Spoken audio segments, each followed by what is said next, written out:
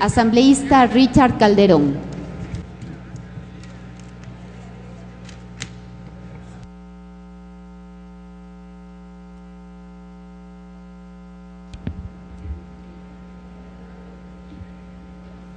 Señora Presidenta encargada, compañeros, compañeras asambleístas, en razón de la limitación del tiempo voy a referirme y argumentar desde la experiencia municipal a lo que significa la modificación del artículo 261 y 264 que tienen que ver con las competencias del nivel de gobierno central y del nivel de gobierno municipal.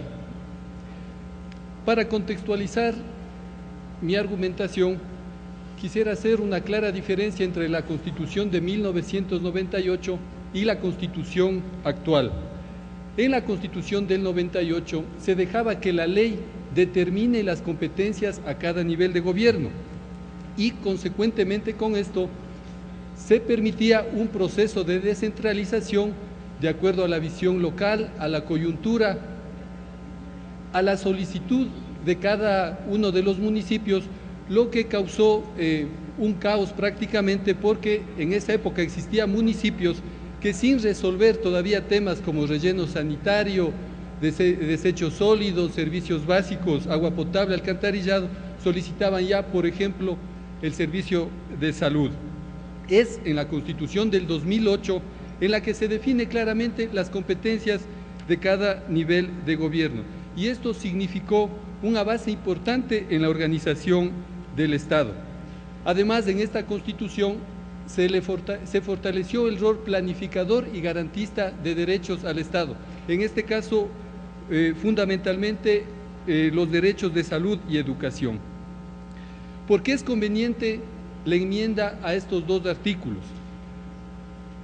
Porque en el artículo 261 se le atribuye al Estado central la política en educación y salud. ¿Y qué es la política? La política es la determinación, la orientación para lograr los objetivos nacionales, las metas y además la definición de los sistemas, en este caso la definición del Sistema Nacional de Salud y Educación. ¿Qué comprende los sistemas? La misma Constitución, en el artículo 344 y 359, dice claramente: el Sistema Nacional de Educación comprenderá las instituciones, los programas, las políticas, los recursos y los actores en el proceso educativo. De igual manera, en lo que se refiere a salud, también la salud es un sistema nacional. ¿Quién la define? La política. ¿Quién es el que determina la política? El Estado central. ¿Qué es la planificación, la ejecución? Es precisamente la articulación de esas políticas con las acciones, como en este caso la ejecución, el mantenimiento de la infraestructura en educación y salud. Es por esto que es importante, es fundamental que se articule, que en esta enmienda se cree un enlace a través de la enmienda en la que se determina la autorización. ¿Qué es lo que se busca con esta enmienda? De ninguna manera quitarles la competencia a los municipios, más bien por el contrario, dado los escasos recursos económicos, buscar el uso más eficiente de los mismos y garantizar servicios de calidad en cuanto a educación y salud. ¿Qué ha venido sucediendo en la actualidad? Que, dada la autonomía, los municipios han construido, por ejemplo, aulas sin tener la garantía de que existan los maestros para que ocupen esas aulas, porque quien conoce de la demanda, quien conoce de las partidas presupuestarias es quien dirige el sistema, y en este caso es el Estado central. Se ha construido maternidades a pocos metros de los centros de salud de la red pública. ¿Qué es lo que busca la enmienda? Que exista una complementariedad, que exista una coordinación, una articulación en la dotación de estos servicios. Aquí se ha mencionado que existen problemas en salud, en educación. Puede ser, en ningún momento se ha mencionado que hemos solucionado totalmente estos aspectos, pero para que no se diga que son cifras o criterios del gobierno nacional, sí quisiera hacer referencia a lo que dice Diego Zorrilla, representante de las Naciones Unidas para el Ecuador. ubica en el informe sobre desarrollo humano al Ecuador con elevado nivel de desarrollo humano y dice, entre comillas, esto se debe a que desde el 2007 se ha mantenido un progreso positivo en los indicadores de salud y educación como un reflejo del aumento de la inversión pública en estos sectores. De tal manera que ha existido un avance importante, un progreso en salud y educación, y qué mejor que dada la complejidad administrativa, los ingentes recursos que se utilizan para la dotación de estos servicios, exista una adecuada conexión, una adecuada coordinación. Además, aquí se debe indicar que el municipalismo tiene una alta diversidad en cuanto a su tamaño y sus capacidades. El 25% de los municipios tienen poblaciones menores a los 10.000 habitantes.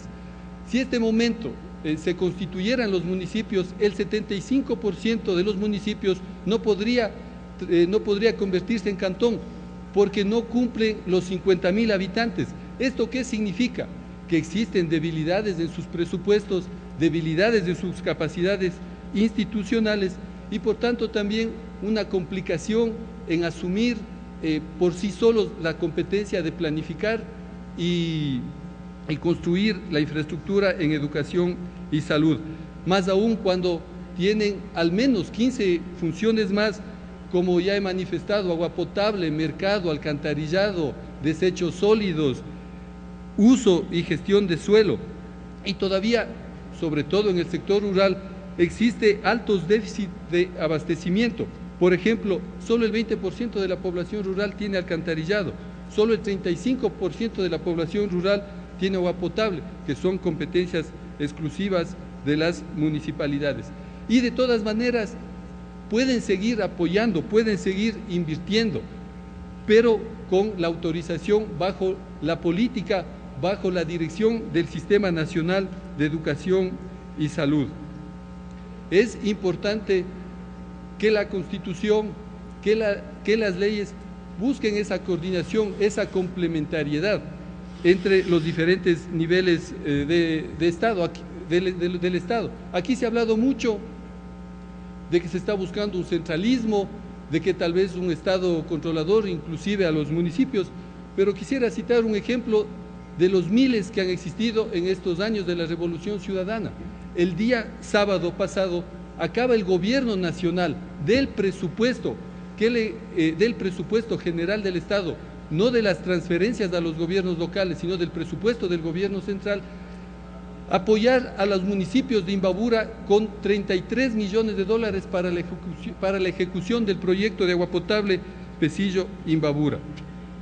De tal manera que esta enmienda constitucional de ninguna manera contradice lo que indica el artículo 441 de la Constitución. No altera su estructura fundamental, más bien por el contrario, la fortalece en la medida en que permite una adecuada complementariedad. De ninguna manera afecta tampoco ni restringe los derechos, más bien por el contrario, garantiza que los derechos de salud y educación sean dotados de una manera eficiente, con altos niveles de calidad, cumpliendo los objetivos nacionales bajo el sistema que la misma Constitución ordena.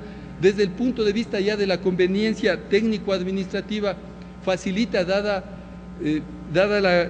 los ingentes recursos, la complejidad administrativa. Desde el punto de vista económico, permite un mejor uso de los recursos y, por tanto, una mayor eficiencia en su aplicación. Sí quisiera también, desde la visión de lo local, también manifestar algo que se ha dicho aquí. De ninguna manera en el artículo 104 se está restando el derecho a la consulta. Lo que se está definiendo es que los gobiernos locales puedan consultar en función de las competencias. Aquí se ha señalado que incluso bajo cualquier mecanismo de convocatoria a la consulta popular, es la Corte Constitucional la que tiene que dar la viabilidad, y entiendo que esa viabilidad tiene que ver también con las atribuciones de cada nivel de gobierno. Es por esto que quiero ratificar la conveniencia de esta enmienda constitucional. Aquí se ha mencionado también que dentro de esa crítica al centralismo se ha planteado la ley de ordenamiento. Sí, lo hemos hecho con decisión, con valentía, porque queremos resolver una problemática que todavía no ha sido resuelta por los gobiernos locales. Queremos brindarles las herramientas, respetando la autonomía municipal, para que puedan resolver los asentamientos en zonas de riesgo, el derecho también que tenemos a una vivienda digna, a tener servicios básicos de calidad, a espacios públicos sin ningún cálculo político. Ese es el trabajo que venimos haciendo los asambleístas de Alianza País y por tanto queremos buscar un Estado organizado, un Estado eficiente que permita, como dice la Constitución, garantizar el acceso de nuestra población a servicios como educación y salud. Gracias.